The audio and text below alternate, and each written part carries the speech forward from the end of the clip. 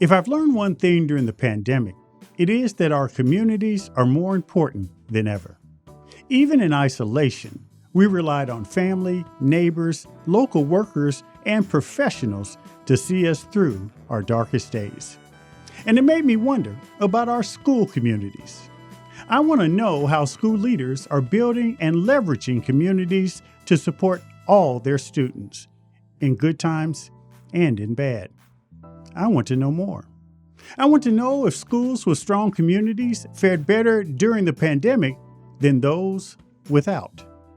And are there lessons we can learn to develop stronger partnerships moving forward? This is what I want to know.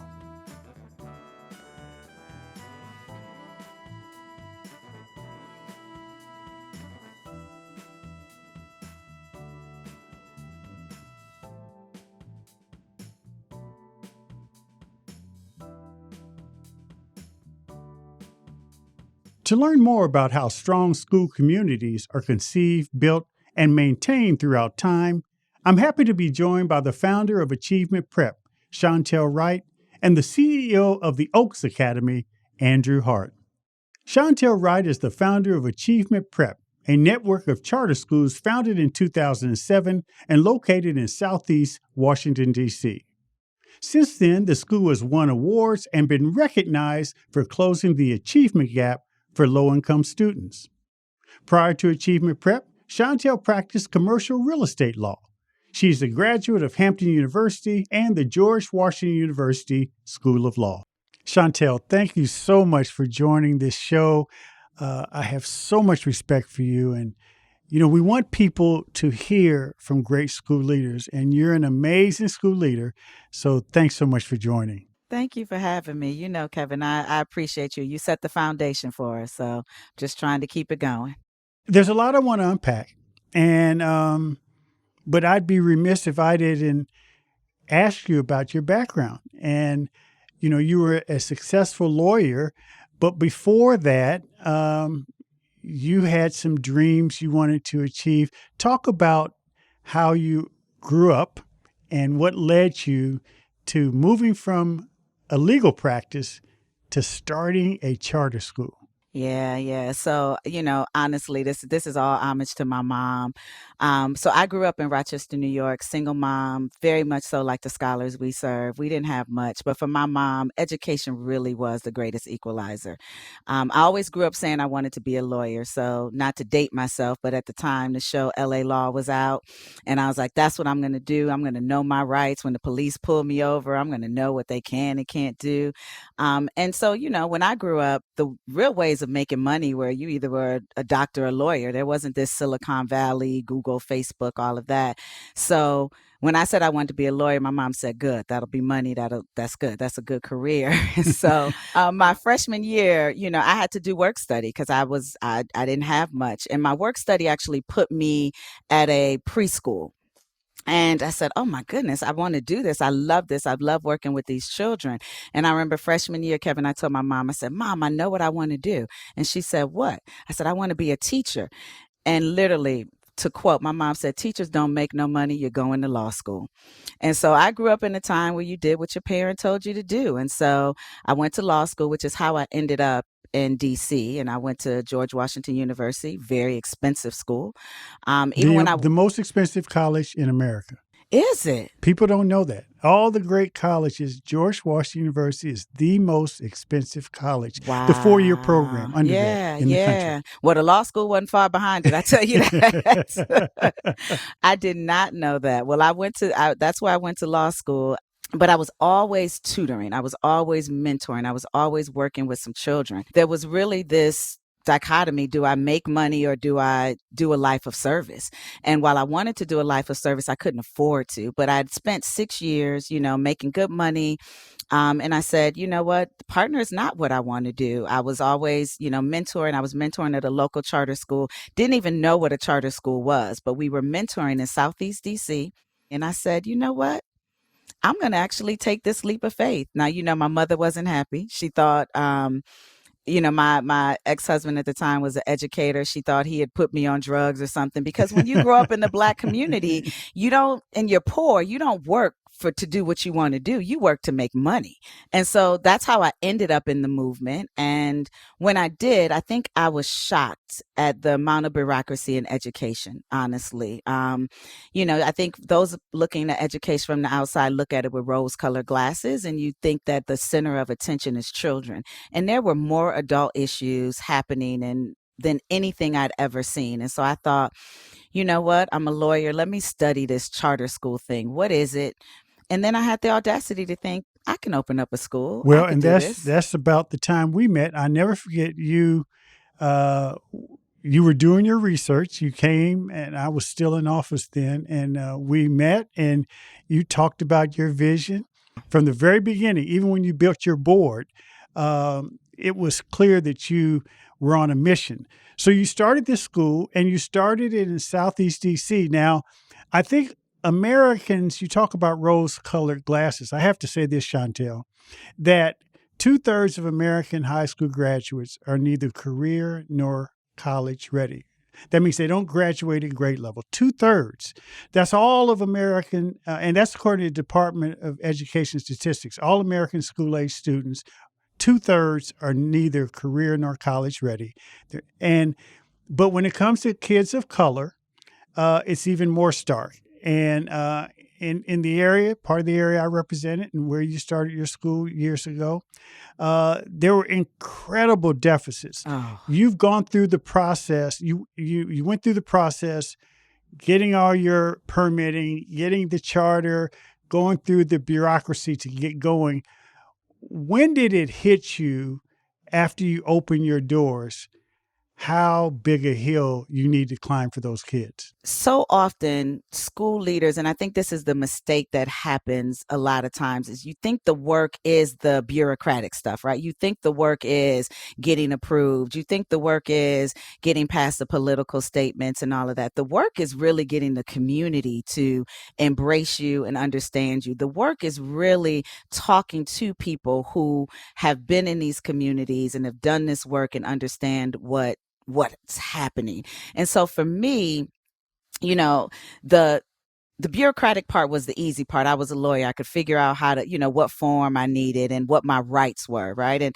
But the real work was, how do I really attack the problem I'm trying to solve, right? Because when I started, part of the research was doing a needs assessment. And we were talking at the time single digit proficiency in that area, Yes. like literally where a school could be filled with 300 children and less than 30 are proficient, in grade level. And I thought, this is crazy. And I will tell you, I was going to originally, I wanted to open up an elementary school. And I said, and if I was honest, I was like, because it's easier for me as the adults, they're fresher. It's like Play-Doh. You don't have to work through anything. But the need in that community was hitting those middle school scholars. It was Yes. getting them before we lost them. I'm often amazed at when these superintendents have their reform plan, 3 to 5 year plan, or school leaders have their plan. They always put the community engagement, the parent outreach piece at the bottom, and they do it unwittingly. They're well intentioned, but they say, "Well, we want to make sure we have the right curriculum. We want to make sure we do the teacher preparation and improve teacher training. We want to make sure that we have our systems in place." And they have this list of things, but I'm amazed at how frequently the engagement in the community is at the bottom. So much so that as you go through your priority checklist, things at the bottom often get short Always. shrift. Yep. Yep. And Yep. you led with that. Yep. And how important was that? In fact, you started this 3 generational Yeah. piece, Yeah. and talk a little bit about that. 3 generational work, we talk about that a lot at our organization. And what that means, and the belief is, if we change the life of our scholars, it will in turn change the life of their parents, and it will change the life of their future children. That is what the work is about. And I am a living example of that. Because I got the education that I did and had the opportunity that I did, I'm able to take care of my mother in a completely different way. My boys live a completely different life, than what I grew up with and what I was exposed to. And so understanding that obligation of generational change that would happen through this school, you can't do that without engaging the community. And what I also knew, and this is where we talk about, folks said to me, like, how did we start off so strong? What I know is that if you get people to believe in our community, believe that what we're talking about is possible, support them to do what's possible, you can put any curriculum you want in front of them. You can put any hurdle you want in front of them, and they will soar. But if you don't do that work, then you've got a lot of pretty plans, you've got a lot of great things, but you can't get the results because you haven't done the work of building those relationships. And one of the things that frustrates me so is that we assume that people who are in poverty or people who have a lack of opportunity don't know what they need. Here, we've got to come in and tell them, right? We've got to come in and say, this is the type of school you need. This is the type of programming you need, as if somehow poverty has just made you blind to what it is that you need in your household or what your child needs because you don't have opportunity. And for me, it was just the opposite. So everyone, the first 5 years of our existence, if you went to Achievement Prep, I sat on your couch. And if you didn't want me to sit on your couch, we met at the grocery store. We met at the library because it was important for me to know what you've been through. What is it that you want for your child? What is it that you are seeking even for yourself as an advocate for your child? What does that mean? What have you gone through within this community that we are going to face? Because in essence, schools are parents from whatever time your school day starts to whatever time your school day ends. When you talk about, the savior mentality, which I think has really hurt the ed reform movement and the charter movement, where folks come into these communities and say, look, we know what's best for you.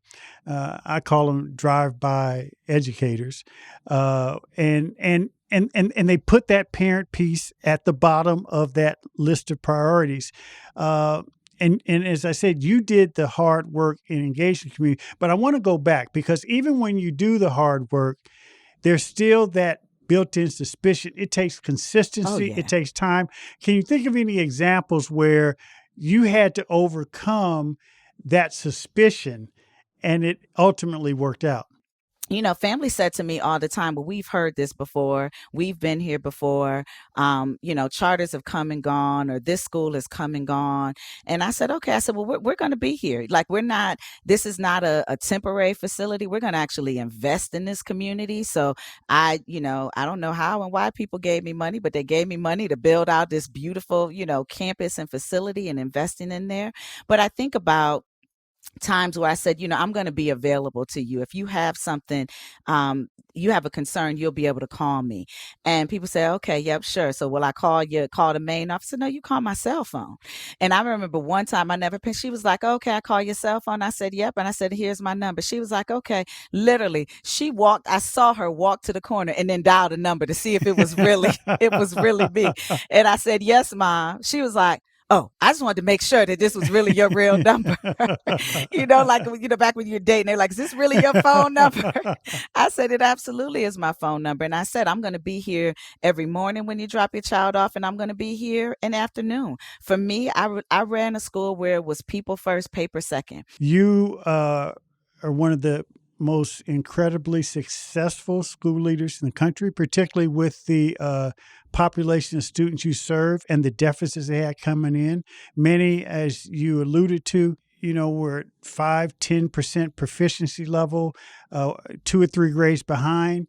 DC, as happens to be the case, is one of the toughest jurisdictions on charter school oversight. Many charter schools lose their charter because of poor academic performance. They group the DC charters into various tiers. Tier 1 status are the highest achievement charter schools in DC.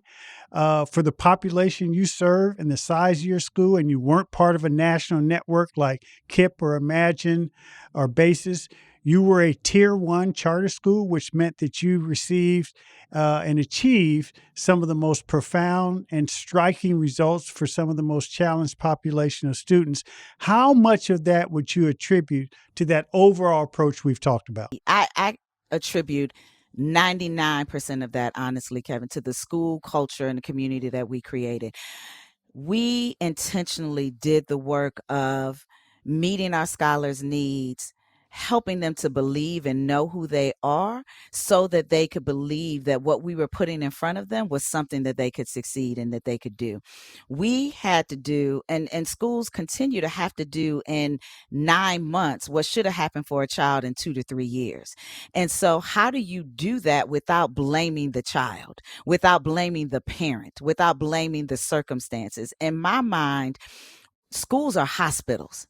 Every time a child walks in, we decide what goes in and out of their brain. We decide how smart they will get in our care and without our care. And just like when you walk into a hospital, yes, they take into consideration all the contributing factors, but they have got to serve you and heal you.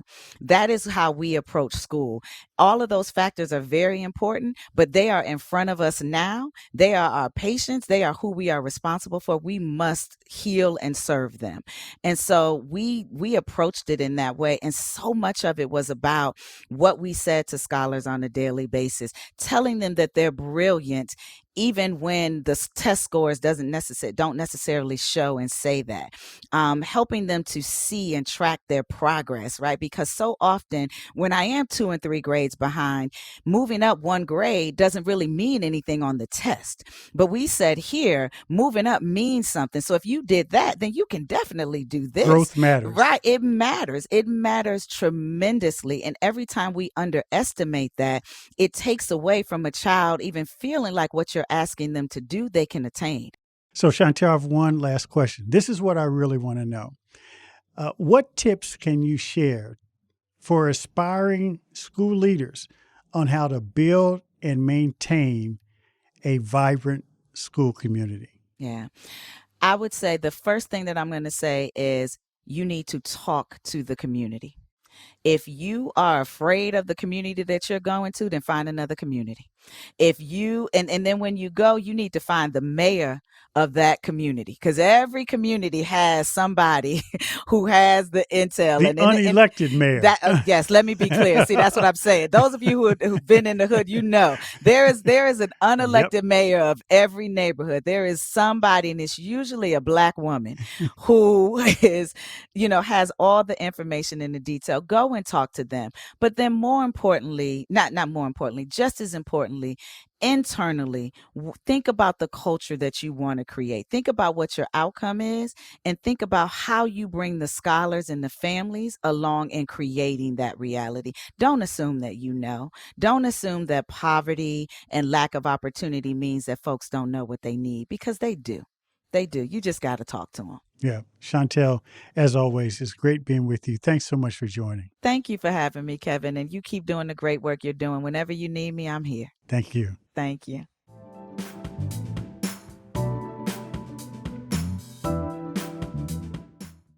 Andrew Hart is the Chief Executive Officer and former head of school of the Oaks Academy, a private school in Indianapolis. The Oaks is a nationally recognized model of diversity, community renewal, and academic success. Andrew also developed Heron High School, a charter school also in Indianapolis. Andrew started his career working in marketing and business development at Eli Lilly. He also taught in Romania at the University of Bucharest. Well, Andrew, welcome to the show. I'm so excited to have you on. You run, as I've told you before, one of the best schools I've seen in America. But before we talk about the Oaks Academy and how you got there, let's talk about you. You've had such an interesting career: politics, education, business, an executive at Eli Lilly. What led you to settle into this education world? Way back to undergrad, I thought, boy, I'd love to find myself in the classroom. Wow. And I thought, this is where the action is working with young people. And I just thought it was a matter of time. And so it took me a while. It was rather circuitous, but I finally found my way through Indianapolis, arrived here after finishing a graduate degree, and was working at Eli Lilly, as you said, in a business development role, marketing, and was introduced to the Oaks through one of the founders. And he and I were actually on a flight together, and he kind of nudged me gently and said, we're starting a school, you should get involved. Well, when your supervisor says, get involved in a school or get to do anything, you say, yes, sir. Kind of how high? And I said, I'll come by. And so my wife and I, this is before we had children, on a bleary, and you know how January, mid-January is in Indianapolis. Yeah. Drove up to Indianapolis, drove up to the Oaks Academy, our first campus, in a neighborhood that I could only describe as vacant. And we drove up to this school, and my wife looked at me as if to say, what on earth are we doing here? And I said, just trust me, let's go find out what's going on. So we walk in the door and begin to meet some of the families, some of the founders. The school was founded in '98.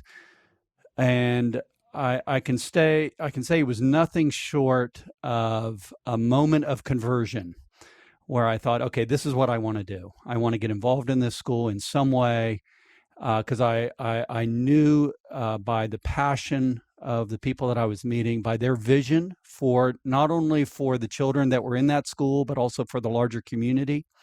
It was compelling. And I stepped in and have been serving in a leadership role at the Oaks since. So it's now been coming on 20 years. So where was the campus located when you first went there, that January in 2000?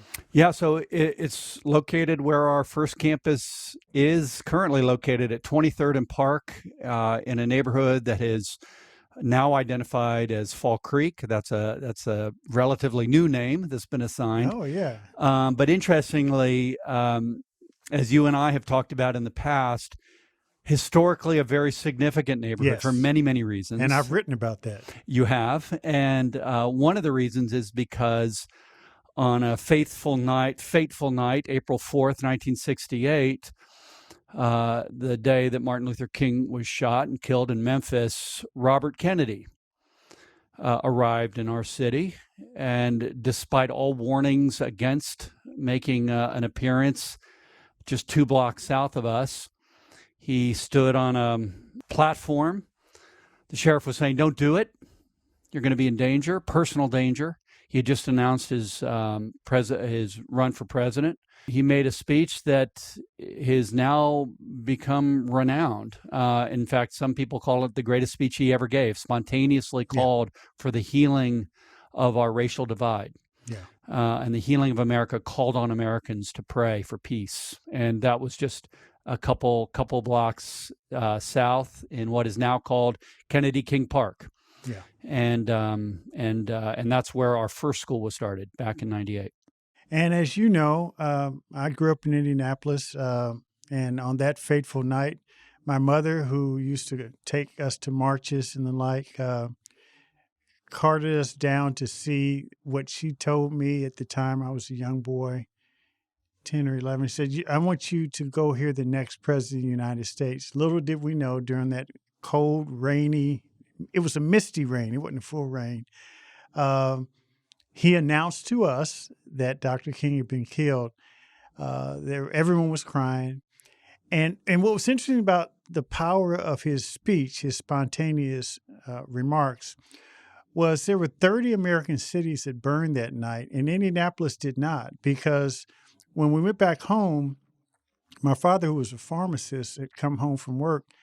They kept running his speech over and over again on the news, which Indianapolis is, as I said, the only city that didn't burn. And when I visited the Oaks and I talked to families at the Oaks, I said the irony of that school that you run, Andrew, and the community that you've built, the irony is that it encapsulated the Kennedy King dream in a neighborhood that many had given up on. And I want to talk about how you built that, not just you, but how the folks involved with the Oaks built this collaborative community where people are aligned across racial and socioeconomic lines in ways you just generally don't see. I mean, from the beginning, this was the vision of the Oaks to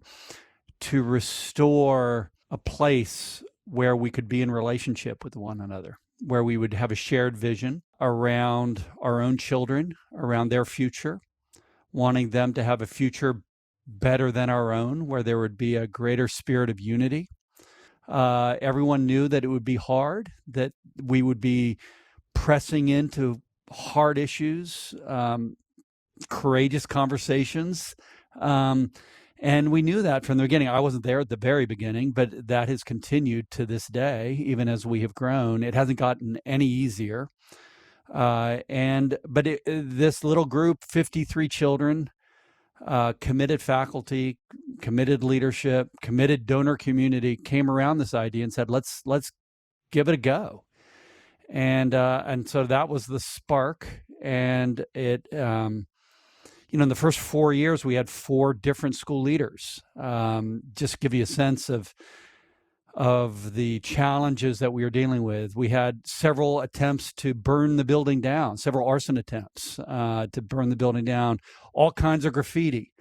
But interestingly, because the particular neighborhood where the school was started was pretty much gang run, and we admitted children of gang members. And they had some unspoken, even unacknowledged solidarity with the school. Yeah. And so there was never any crime around the school, despite what I mentioned. And that was actually, we were told, a gang initiative right. Even today, remarkably, our second campus is on the Near East Side in the Brookside neighborhood, yes, which is a neighborhood that is very challenged in many ways, and have had highest crime rate in Indianapolis, that zip code. We've had very, very limited, if any, crime around our school. So, there was this sort of sense that I think we're doing good work, and it should receive the support of the community, even if the community were dealing pharmaceuticals of an altogether different nature. Yeah. I think it's if you look at our alumni, I think, and the families that have come around them, I think it's really paying off. How do you deal with, and how do your teachers deal with the complicated, divisive issues of the day? We're in a highly charged political world. How do your teachers and how does your staff, when you have such a diverse community, how do you deal with those issues that can often divide great school communities? That's the $1 million question for us as a school that's almost premised on division. I mean, the divisions in our school are easy to identify when you walk in the door, just because you just look to see who's there, and you can assume that this is representative of a community where the divisions are really are just waiting to explode into view. We have a faculty who are humble, yes, but recognize that they don't have the answers. They don't have the answers to all of life's questions, nor do they have a monopoly on the truth necessarily. And so they're working with those within their parent community, within that one classroom, people who fall on the extremes and in the middle too. And so we are seeking in those who are leading and influencing our students, those who can appreciate that their job is to be reconcilers. Their job is to be bridge builders, and it is not to plant flags and make charged speeches on particular social issues that divide us. I mean, it seems like any week we could choose a new issue that emerges that we could kind of hammer away at and force people to decide. And, we just choose not to do that. So, Andrew, this is my last question. This is what I really want to know. What advice would you give to aspiring school leaders who want to build a nurturing school community and they're grappling with issues like equity challenges, how would you advise them to build the communities in the way you have at the Oaks?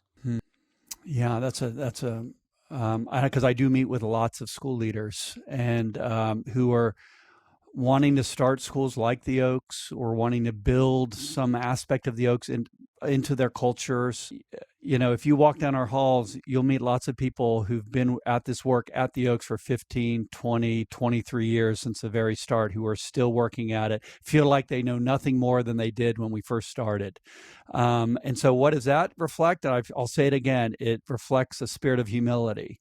And that's, I think, a starting point for school leaders is starting from a place of humility, because that, for a parent, especially given my tenure at the Oaks, it's really endearing for parents. And I think that draws in parents and allows them to trust us, and such that we can be in relationship with them.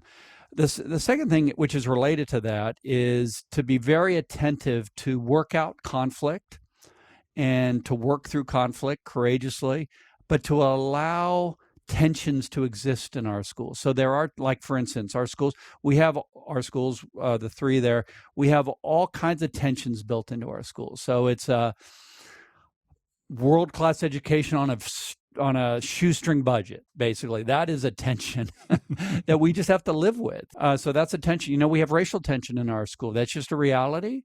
And so we can live with that, but let's work through conflict and let's make sure that conflict is resolved to the point of reconciliation. And so conflict can be the end of a school community, can really bring down a healthy school culture if it's not attended to carefully, and often quickly. You see it spring up, gossip in the pickup line. You see it, and that happens on every level, at every type of school. And that needs to be addressed. Well, Andrew, I appreciate y'all. I appreciate all that you do for our kids, and thank you for joining us. It's a privilege. Thank you, Kevin. All right. Be well. Thank you. You too. Thanks for joining What I Want to Know. Be sure to follow and subscribe to the show on Apple Podcasts, Spotify, or your favorite podcast app. And don't forget to write a review, too. Explore other episodes and dive into our discussions on the future of education. I also encourage you to join the conversation and let me know what you want to know using hashtag WIWTK on social media. That's hashtag WIWTK on social media. For more information on Stride, visit stridelearning.com. I'm your host, Kevin P. Chavis. Thank you for joining What I Want to Know.